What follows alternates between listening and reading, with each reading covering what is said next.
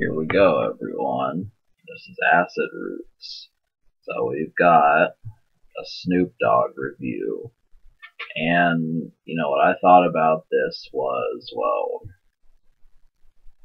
it's something, these unofficial type releases that come out every once in a while. This is as close to good as an album as it gets, and I kind of wish that these would have been on a couple Snoop Dogg albums, which is a little bit unfortunate. But the thing about this release as a whole, it's a secret Snoop Dogg release, and it's composed of records from his death row days.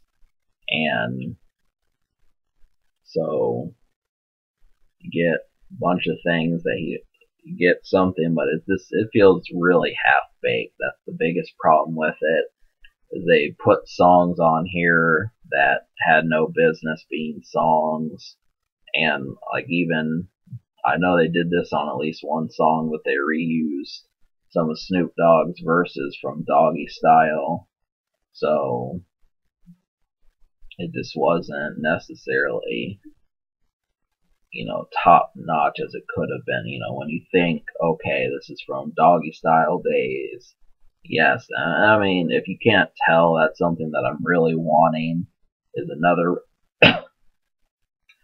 record from Snoop that takes it back to that, almost so that appeal that Doggystyle had. That's really what I want, because it's not just the gathering, but it's also things like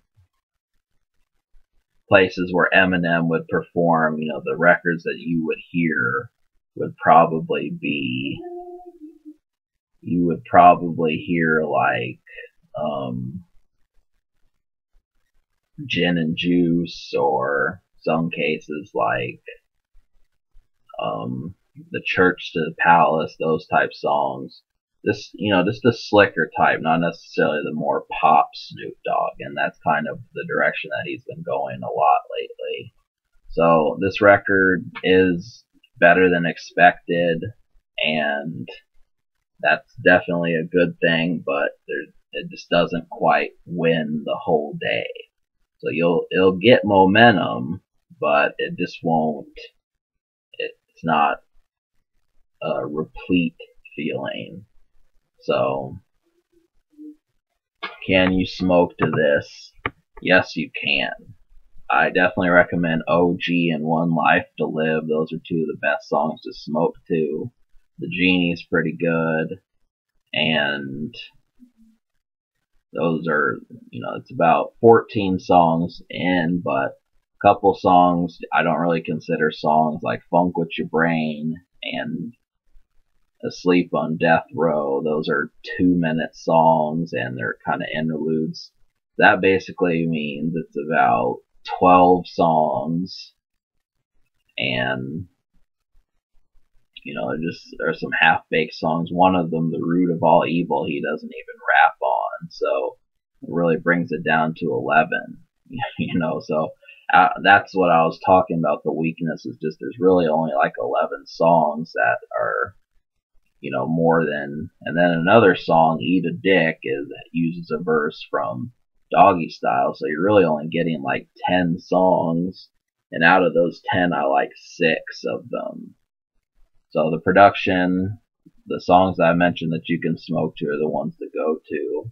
Let's talk about the unheard songs. I liked Doggystyle, which was originally going to be on Doggystyle.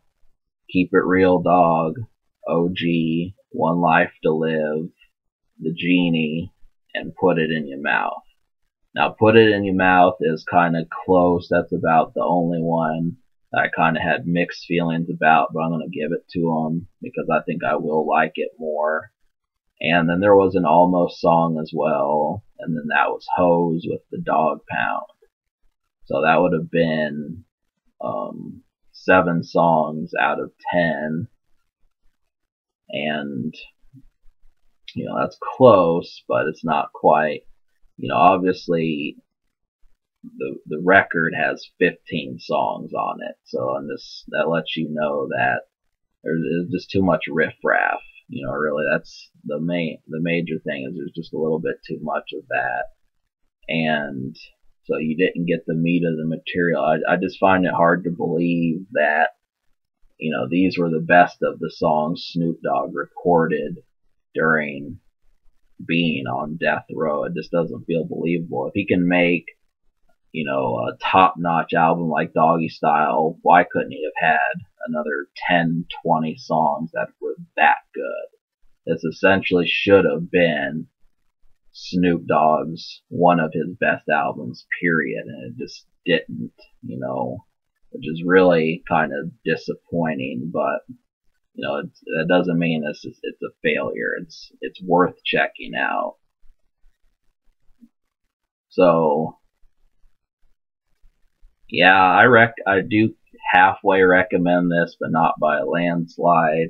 I'm gonna give it like a 5 out of 10, just because there were some intros and interludes and songs where he didn't rap on, and that cut down 4 or 5 songs, and out of 15 that only leaves 10, and I like 6 out of 10. So I guess I'll give it like a 5, 5.5. I'll give it a 5.5. And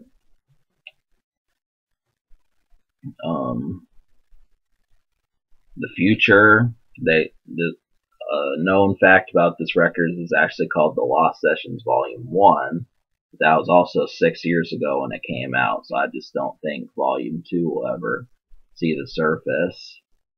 And as this album social, I will give it a 3.5 out of 10 social, just because there's not really a winning song like Gin and Juice that just has complete appeal.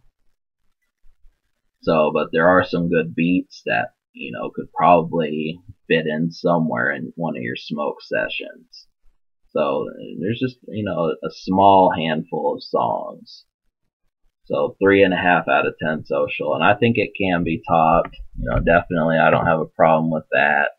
So I give this album a 5.5 out of 10 and a 3.5 social. Subscribe for more fun.